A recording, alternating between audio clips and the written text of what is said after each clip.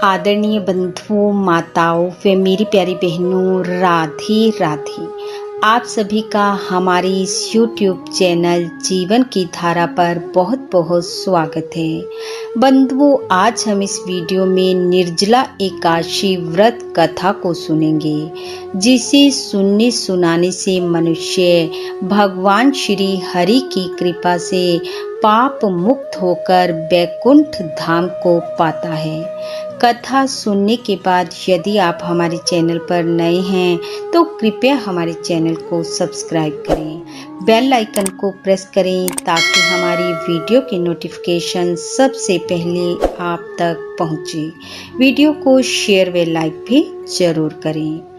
बंधुओं, ज्येष्ठ शुक्ल पक्ष की एकादशी निर्जला एकादशी, भीमसेनी एकादशी, पांडव एकादशी व घड़िया ग्यारस के नाम से जानी जाती है।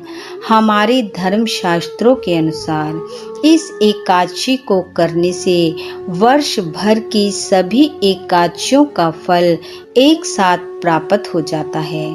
निर्जला एकादशी के दिन सुबह जल्दी उठ स्नान कर स्वच्छ वस्त्र धारण कर भगवान विष्णु का पूजन करें। ओम नमो भगवते वासुदेवाय मंत्र का जाप करें।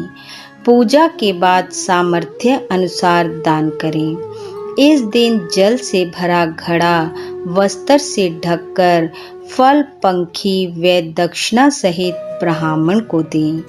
उसके बाद एकादशी व्रत कथा को सुने, जो कि इस प्रकार है। भीमसेन बोले, हे व्यास जी, मेरी बात सुनो। भ्राता युधिष्ठिर, माता कुंती, द्रौपदी, अर्जुन, नकुल और सहदेव ये एकादशी को भोजन नहीं करते हैं और मुझसे नित्य कहा करते हैं कि हे भीमसेन, तुम भी एकादशी को भोजन मत किया करो। मैं उनसे कहता हूँ, हे तात, मुझसे भूख सही नहीं जाती। मैं दान करूँगा और विधि पूर्वक केशव का पूजन करूँगा, परंतु मैं बिना भोजन के नहीं रह सकता। कृपया मुझे बताओ कि बिना उपवास किए एकादशी के व्रत का फल मुझे कैसे मिले। भीमसेन के वचन सुनकर व्यास जी बोले, यदि तुम्हें स्वर्ग अति प्रिय है और नरक तुमको बुरा मालूम होता है तो दोनों पक्ष की एकादशियों को भोजन नहीं करना चाहिए। भीमसेन बोले, हे पितामह, मैं तो पहले ही यह कह चुका हूँ कि मैं भूख नहीं सहन कर सकता, फिर मैं उपवास कैसे करूँगा। व्रत नाम की अग्नि सदा मेरे पेट में रहती है। जब तक मैं बहुत सा अन्न ना खाऊं तब तक यह शांत नहीं होती। अतः आप मुझे कोई ऐसा व्रत बताइए जो वर्ष भर में केवल एक ही बार करना पड़े और मुझे स्वर्ग की प्राप्ति हो जाए। उस एक व्रत को मैं विधि पूर्वक करूँगा। व्यास जी बोले, हे पुत्र, बड़े बड़े ऋषियों ने बहुत से शास्त्र आदि बनाए हैं, जिनसे बिना धन के थोड़े से परिश्रम से ही स्वर्ग की प्राप्ति हो सकती है। इसी प्रकार शास्त्रों में दोनों पक्षों की एकादशी का व्रत मुक्ति के लिए रखा जाता है और इससे मनुष्य नरक में नहीं जाता। व्यास जी के वचन सुनकर भीमसेन पीपल के पत्ते की तरह कांपने लगे और डर कर बोले, हे व्यास जी, मैं क्या करूं? मैं उपवास नहीं रख सकता। इसलिए हे प्रभु, बहुत फलदायक एक ही व्रत को मुझसे कहिए।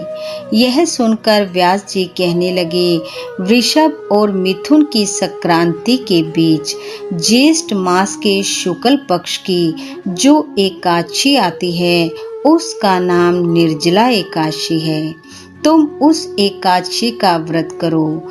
इस एकादशी में स्नान और आचमन के सिवा जल वर्जित है। आचमन में 6 मासी से अधिक जल नहीं होना चाहिए। इस दिन भोजन नहीं करना चाहिए, नहीं तो व्रत नष्ट हो जाता है। एकादशी के सूर्य उदय से लेकर दूसरे दिन के सूर्य उदय तक जल पान ना करें। ऐसा करने से 12 महीनों की एकादशी का फल उसको बिना यत्न के मिल जाता है। फिर द्वादशी को सुबह स्नान कर ब्राह्मणों को दान देना चाहिए। फिर व्रत करने वाला कृतकृत्य होकर ब्राह्मणों सहित भोजन करे। हे भीमसेन, इस व्रत को करने से जो पुण्य प्राप्त होता है उसको सुनो। साल भर में जितनी एकादशी होती है उनका फल इस एकादशी के व्रत करने से मिल जाता है, इसमें संदेह नहीं है। शंख चक्र गदाधारी भगवान विष्णु ने मुझसे कहा कि सब धर्मों को छोड़कर तुम मेरी शरण में आओ। सब तीर्थों से जो पुण्य होता है और सब दान करने से जो फल मिलता है वह फल इस एकादशी का व्रत करने से मिल जाता है।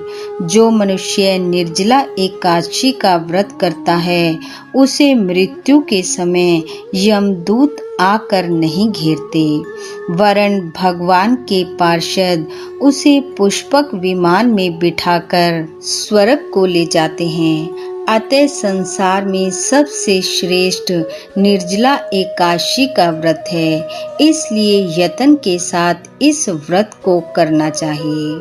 इस प्रकार व्यास जी के कहने पर भीमसेन ने निर्जला एकादशी का व्रत किया और पाप मुक्त होकर हरि धाम को पाया। इसलिए जो मनुष्य वर्ष भर की एकादशी का व्रत नहीं करते हैं वे निर्जला एकादशी का व्रत रखकर सभी एकादशियों का फल एक साथ पा सकते हैं। बोलो विष्णु भगवान की जय। बंधुओं, भगवान श्री हरि की कृपा आप व आपके परिवार पर सदैव बनी रहे।